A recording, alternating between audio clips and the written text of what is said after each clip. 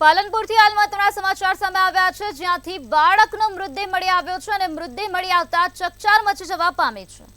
11 વર્ષના બાળકની હત્યા કરાયેલી હાલતમાં મૃતદેહ મળી આવ્યો છે। ટોકરિયામાં 11 વર્ષના બાળકનું અપહરણ કરવામાં આવ્યું હતું અને ત્યારબાદ તેની હત્યા કરી દેવામાં આવી છે। રાત્રે ગામની સીમમાંથી બાળકનો મૃતદેહ મળી આવ્યો। એસપી સહિત પોલીસ કાફલો ઘટના સ્થળે પહોંચ્યો હતો। પોલીસ દ્વારા ગામમાં ચુસ્ત પોલીસ બંદોબસ્ત ગોઠવી દેવામાં આવ્યો હતો।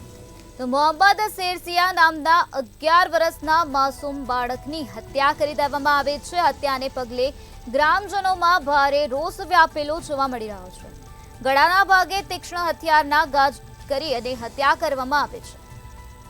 તો આ જ મુદ્દે વધુ માહિતી આપવા માટે આપણી સાથે સંવાદદાતા રમેશ પટેલ જોડાઈ ગયા છે।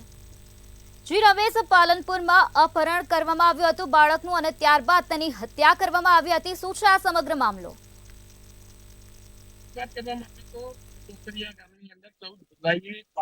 સાંજના સમયે કેન્ડી લેવા જતા અપહરણ થયું હતું અને અપહરણ થયા બાદ 15 જુલાઈના ગઢ પોલીસ મથકે અપહરણ મામલે બાળકના જે પિતા હતા તેમણે પોલીસ ફરિયાદ નોંધાવી હતી। જોકે ગ્રામજનો અને પોલીસ દ્વારા સંયુક્ત રીતે આ બાળક શોધખોળ હાથ ધરવામાં આવી હતી। ત્યારે 15 જુલાઈ એટલે કે ગત રોજ રાત્રિના 10 વાગ્યાના સુમારે ગામની અંદર આવેલી સીમમાં એક ખેતરમાં બાળકની હત્યા કરેલા હાલતમાં મૃત્યુદેહ મળી આવ્યો હતો।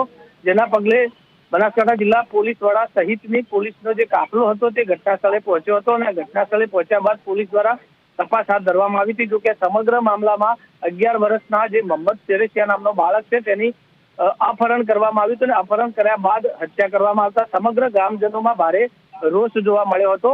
જોકે આ બાળકના મૃતદેહને પીએમ અર્થે પાલનપુર સિવિલ હોસ્પિટલમાં લાવવામાં આવ્યો હતો। ત્યારે સમગ્ર ગામના લોકો ત્યાં હોસ્પિટલમાં પણ ટોળે એકત્ર થયા હતા અને ગ્રામજનો દ્વારા એક જ માંગ પોલીસને કરવામાં આવી હતી કે આ જે નાનો બાળક છે, જે માસૂમ છે, તેની હત્યા જે કરવામાં આવી છે તેને આરોપી જે છે તે આરોપીઓને તાત્કાલિક ધોરણે પકડવામાં આવે તેવી માંગ કરવામાં આવી હતી। જેના પગલે પોલીસ જે છે તે પોલીસના એલસીબી, એસઓજી અને સ્થાનિક પોલીસ દ્વારા આરોપીઓની શોધખોળ હાથ ધરવામાં આવી છે। જી રમેશ, સમગ્ર માહિતી આપવા બદલ આભાર।